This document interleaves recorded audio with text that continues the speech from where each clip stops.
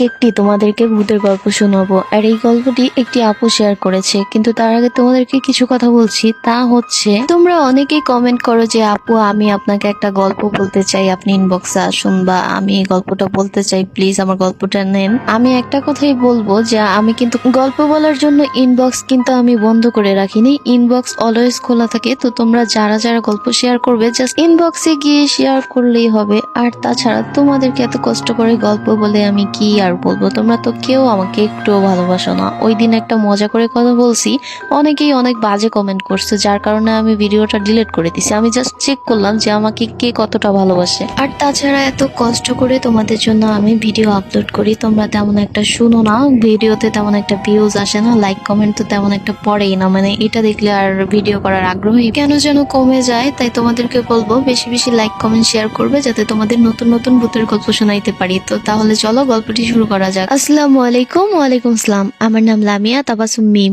আজ আমি আমার জীবনের একটি ভয়ঙ্কর সত্য ঘটনা শেয়ার করতে যাচ্ছি। ঘটনাটি ঘটেছিল যখন আমি পঞ্চম শ্রেণীতে পড়তাম। তখন আমরা ময়মনসিংহে থাকতাম। একদিন আব্বু সবজি নিয়ে বাজারে গিয়েছিলেন, আর আম্মু দোকানে যাওয়ার জন্য প্রস্তুতি নিচ্ছিলেন। আমার ছোট ভাইকে আমি একটু বেশি বকাঝকা করতাম, তাই সেদিন সেও আম্মুর সঙ্গে চলে যাচ্ছিল। আমি বারবার বলছিলাম, ভাই তুই যাস না, আমার অনেক ভয় লাগছে, কিন্তু সে আমার কথা না শুনেই আম্মুর সাথে চলে গেল। আমাদের গ্রামটি অনেকটাই ভুতুরে পরিবেশ ছিল। বাড়িতে তখন আমি একাই ছিলাম। সাহস করে বাড়ির সামনের মেন গেট এবং পিছনের গেট দুটোই বন্ধ করে দিলাম। কিছুক্ষণ খেলাধুলা করার পর অনেক ঘেমে গিয়েছিলাম, তাই গোসল করতে বাথরুমে গেলাম, কিন্তু বাড়িতে কেউই ছিল না বলে বাথরুমের দরজাটি খোলাই রেখেছিলাম। হঠাৎ আমার রুমের দরজার দিকে তাকাতেই দেখি একটি অস্বাভাবিক লম্বা মানুষের মতো অবয়ব দাঁড়িয়ে আছে। সবচেয়ে ভয়ঙ্কর বিষয় ছিল তার চেহারা দেখতে একদম আমার আম্মুর মতো, কিন্তু মুখটাও অদ্ভুত ফ্যাকাশে, আর সে আমার দিকে তাকিয়ে মুচকি মুচকি হাসছিল। সেই হাসিটা এতটাই ভয়ঙ্কর ছিল যে আমার শরীর কাঁপতে শুরু করে। তখনই বুঝতে পারলাম এটা আমার আম্মু হতে পারে না, কারণ আম্মু তো বাইরে গিয়েছিলেন। ভয়ে আমি কোনো দিকে না তাকিয়ে শুধু ঝর্ণার পানি উল্টো পাল্টা নিজের গায়ে ঢালতে গেলাম। কিছুক্ষণ পর হঠাৎ গেট খোলা শব্দ পেলাম। পরে দেখি সত্যি আম্মু বাসায় ফিরে এসেছেন। আমি দৌড়ে গিয়ে আম্মুকে পুরো ঘটনাটি খুলে বললাম। আমার কথা শুনে আম্মু ভয়ে স্তব্ধ হয়ে গেলেন, কিন্তু পরিবারের অন্য কেউ আমার কথা বিশ্বাস করতেই চাইলো না। তবু